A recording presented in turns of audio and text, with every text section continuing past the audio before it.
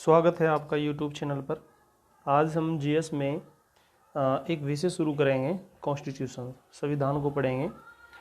जैसे कि हमने ट्रिग्नोमेट्री की 2 वीडियो डाल चुके हैं अब तक। अर्थमेटिक की वीडियो डलेगी ऐसे ही आपके जीएस पार्ट्स में, ऐसे ही आपका साइंस में, ऐसे ही आपका हिंदी में वीडियो डाली जाएगी, जिससे कि आप अपनी तैयारी अच्छे प्रकार से कर सकते हो। तो शुरू करते हैं। आज राष्ट्रपति पढ़ेंगे हम संविधान के अंदर। राष्ट्रपति, प्रेसिडेंट पढ़ेंगे, प्रेसिडेंट ऑफ इंडिया। देखिए, आप लोगों को पता होगा कि भारत में संसदीय शासन प्रणाली को अपनाया गया है। संवैधानिक रूप से भारतीय संघ की जो कार्यपालिका शक्ति होती है वो राष्ट्रपति में निहित होती है, पर व्यवहारिक रूप से जो कार्यपालिका शक्ति होती है वो प्रधानमंत्री और उनके मंत्रिमंडल में निहित होता है। हम कह सकते हैं कि संघ की कार्यपालिका का हेड अर्थात प्रधान राष्ट्रपति होता है और संघ की कार्यपालिका का वास्तविक प्रधान प्रधानमंत्री होता है। तो हम जो आज अध्ययन करेंगे वो भारत का राष्ट्रपति के बारे में अध्ययन करेंगे। तो भारत के राष्ट्रपति के बारे में 2 पॉइंट याद रखना आपको। पहला, भारत का राष्ट्रपति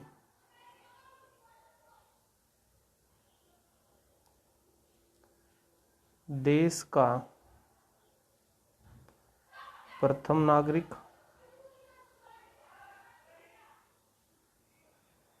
नागरिक कहलाता है।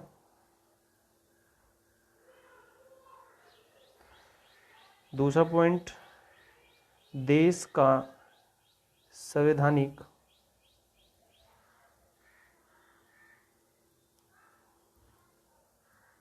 प्रधान कहलाता है।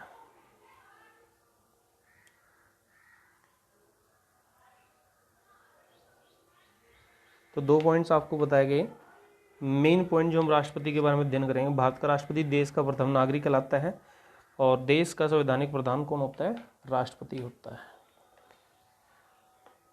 उसके बाद तीसरा पॉइंट हम जो सामान्य परिचय में पढ़ेंगे इसी के, राष्ट्रपति संविधान का संरक्षक होता है। राष्ट्रपति संविधान का संरक्षक होता है।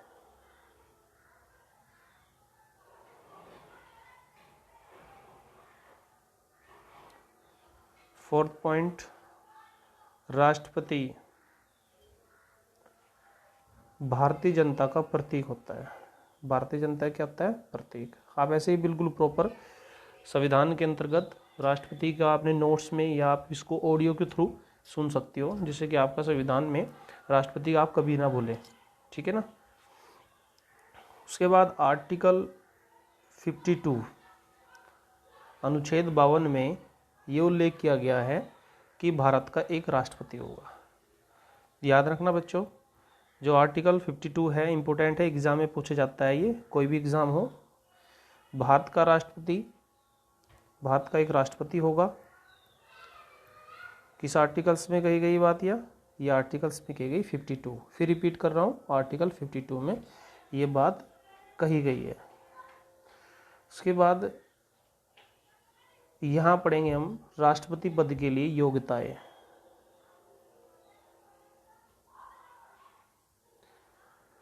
संविधान के अनुच्छेद 58 के अनुसार, आर्टिकल 58 के अनुसार कोई व्यक्ति राष्ट्रपति पद के लिए निर्वाचित हो सकता है, जिसकी निम्न योग्यता होनी चाहिए। पहला पॉइंट, वह भारत का नागरिक हो। वह भारत का नागरिक हो।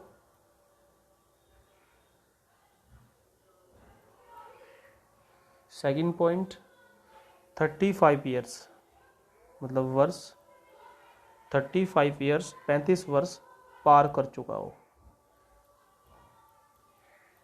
ध्यान से समझना बच्चों इस बात को। 35 वर्ष जो आयु है वो पार कर चुका हो। ऐसे नहीं कि 35 में लग रहे हैं और वे राष्ट्रपति पद के लिए निर्वाचित हो सकते हैं, ऐसा नहीं होगा। 35 वर्ष पूरी होनी चाहिए। 35 से अब वो कितनी हो, लिमिट कुछ नहीं है, लो लिमिट जरूर है 35, हाईएस्ट लिमिट का कोई वो नहीं है। उसके बाद तीसरा पॉइंट है लोकसभा के सदस्य के तौर पर निर्वाचित होने की योग्यता हो, निर्वाचित होने की योग्यता हो। फिर रिपीट कर रहा हूँ, थर्ड पॉइंट, लोकसभा के सदस्य के तौर पर निर्वाचित होने की योग्यता हो। फोर्थ पॉइंट है राष्ट्रपति के चुनाव के समय किसी लाभ के पद पर आसीन न हो। इस पॉइंट को समझना, लाभ के पद पर आसीन न हो। इसको अच्छी तरह समझेंगे, ये एक लाभ का पद किस प्रकार वर्णित किया गया है संविधान में। देखिए अभी तो मैं आपको डायरेक्ट पढ़ा रहा हूँ चीज़ में, तो कुछ टाइम के बाद आपको थोड़ा प्रॉपर और वे से पढ़ा जाएगा। तो चैनल को सब्सक्राइब कीजिए, जिससे कि आपको वीडियो जैसे बनाएगी और अपलोड होगी तभी आपको एट ए टाइम मिल जाए। तो ये लाभ का पद क्या है, इस लाभ के पद को अच्छी तरह क्लियर करेंगे हम।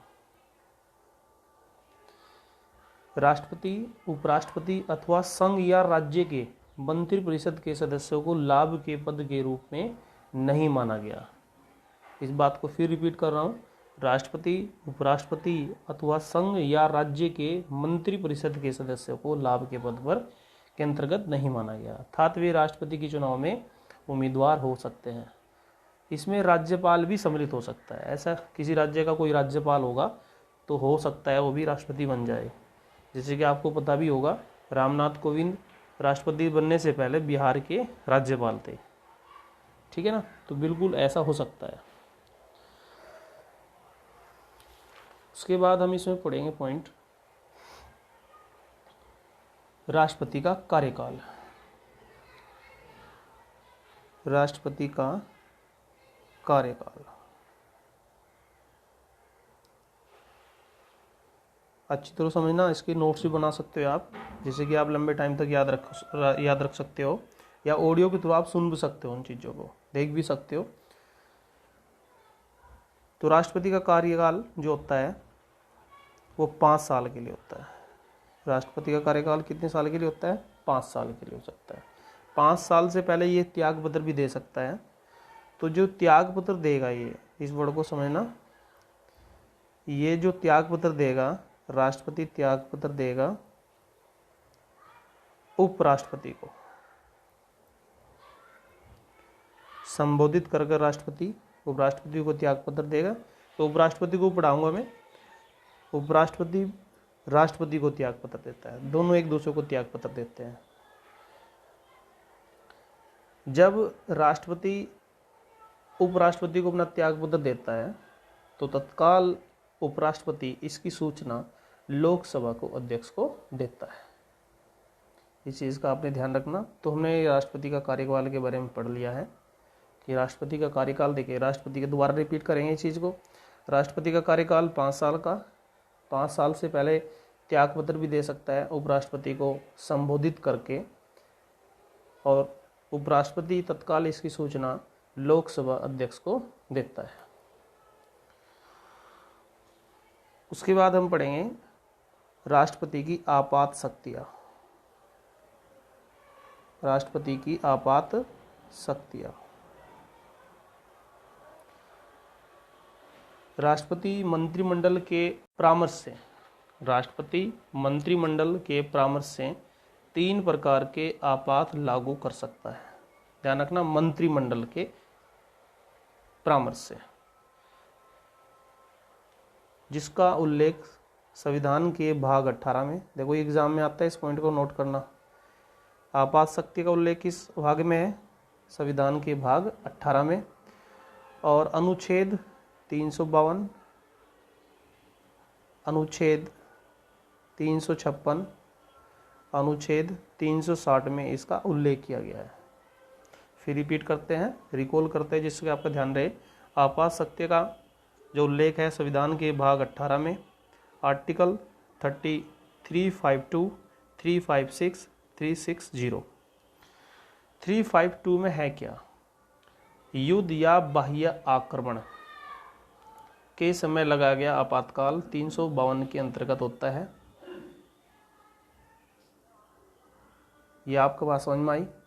356 में क्या होता है, राज्यों में संवैधानिक तंत्र के विफल होने पर, राज्य में संवैधानिक तंत्र के विफल होने पर लगाया गया, अर्थात राज्य में राष्ट्रपति शासन, जिसको क्या बोलते हैं, राज्य में राष्ट्रपति शासन।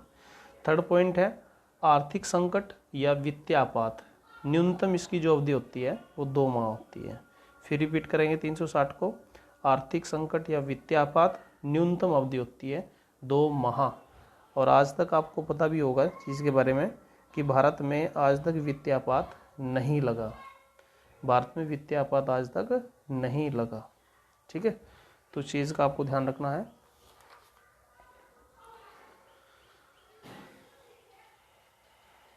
देखिए आगे इसमें हम बात करते हैं राष्ट्रपति के पॉइंट ऑफ व्यू से ही। अब बात करेंगे हम राष्ट्रपति पर महाभियोग।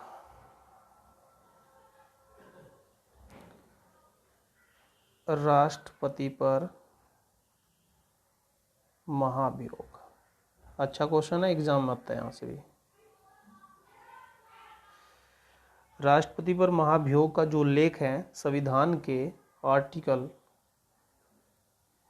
61 में, संविधान के आर्टिकल 61 61 ध्यान रखना 61 में। देखिए जो राष्ट्रपति पर महाभियोग लगता है या राष्ट्रपति पर जो महाभियोग की प्रक्रिया है वो संसद के किसी भी सदन से शुरू हो सकती है। फिर रिपीट कर रहा हूँ, ये इंपॉर्टेंट पॉइंट है। राष्ट्रपति पर महाभियोग की प्रक्रिया संसद के किसी भी सदन से हो सकती है, अर्थात लोकसभा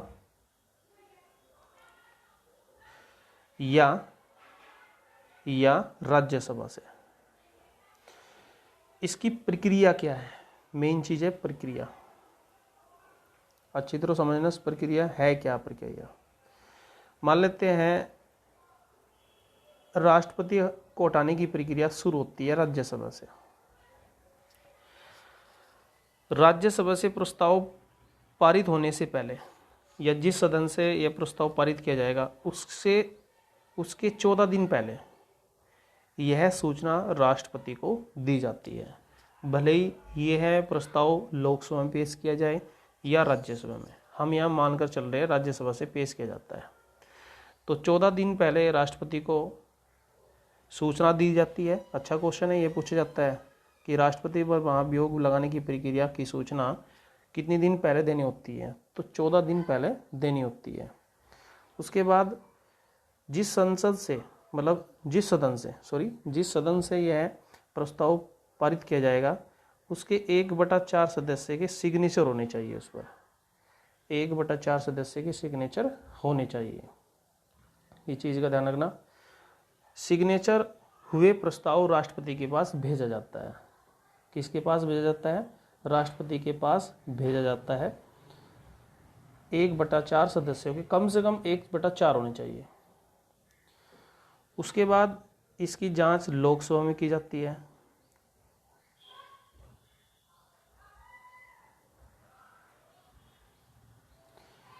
देखिए लोकसभा से जांच करने से पहले ही राज्यसभा में 2/3 सदस्य, ध्यान रखना चीज का, राज्यसभा 1/4 सिग्नेचर हस्ताक्षर करके पत्र को राष्ट्रपति के पास भेजेगा।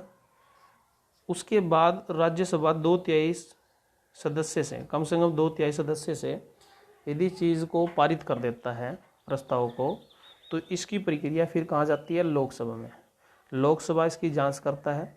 अगर, हाँ इस बात का ध्यान रखना, लोकसभा में राष्ट्रपति खुद या राष्ट्रपति का कोई प्रतिनिधि अपनी सफाई के लिए वहाँ पर बोल सकता है, उसको अधिकार है, संवैधानिक अधिकार है कि मेरे पर जो महाभियोग की प्रक्रिया लगाई गई कारण क्या रहा, इसके पीछे कि मैंने क्या संविधान का अतिक्रमण किया है, इन चीज़ों का सबका उल्लेख करता है। वो मर्जी है उनकी, वे कर भी सकते हैं नहीं भी। अगर लोकसभा की जांच में ये पाया जाता है कि राष्ट्रपति ने संविधान का अतिक्रमण किया है और 2/3 सदस्य से, कम से कम 2/3 सदस्य से इस प्रस्ताव को पारित कर दिया जाता है, तो राष्ट्रपति पर महाभियोग की प्रक्रिया पूरी हो जाती है और उसी दिन से राष्ट्रपति का पद रिक्त माना जाता है। एक और नोट करना, आज तक भारत में किसी भी राष्ट्रपति पर महाभियोग की प्रक्रिया नहीं चलाई गई। ये एग्जाम का ही क्वेश्चन है। आज तक किसी भी राष्ट्रपति पर महाभियोग की प्रक्रिया नहीं चलाई गई। चलो एक बार और इसको रिकॉल करते हैं। मान लेते हैं राज्यसभा से प्रस्ताव पारित हुआ, 1/4 सदस्यों के हस्ताक्षर हुए, 14 दिन पहले राष्ट्रपति के पास पहुंच जाता है। राज्यसभा के सदस्य 2/3 कम से कम 2/3 सदस्य उसको पारित कर देते हैं। तो उसकी जांच के लिए लोकसभा में ये अगले सदन में भेज दिया जाता है, जिसमें राष्ट्रपति स्वयं या अपने द्वारा प्रतिनिधि को भेज सकता है अपनी सफाई के लिए कि मैंने संविधान का अतिक्रमण नहीं किया है। उसके बाद यदि जांच में यह पा जाता है कि राष्ट्रपति ने संविधान का अतिक्रमण किया है, तो लोकसभा अगर कम से कम 2/3 सदस्य पारित कर देती है प्रस्ताव को, तो राष्ट्रपति का पद तभी से रिक्त माना जाता है। तो धन्यवाद बच्चों, आज के लिए आज ये चीज़ पढ़ाई गई आपको। अच्छी तरह पढ़ना, नोट्स बनाना, ऑडियो के थ्रू सुनना इसको, और चैनल को ज़्यादा से ज़्यादा सब्सक्राइब करना और शेयर करना। धन्यवाद।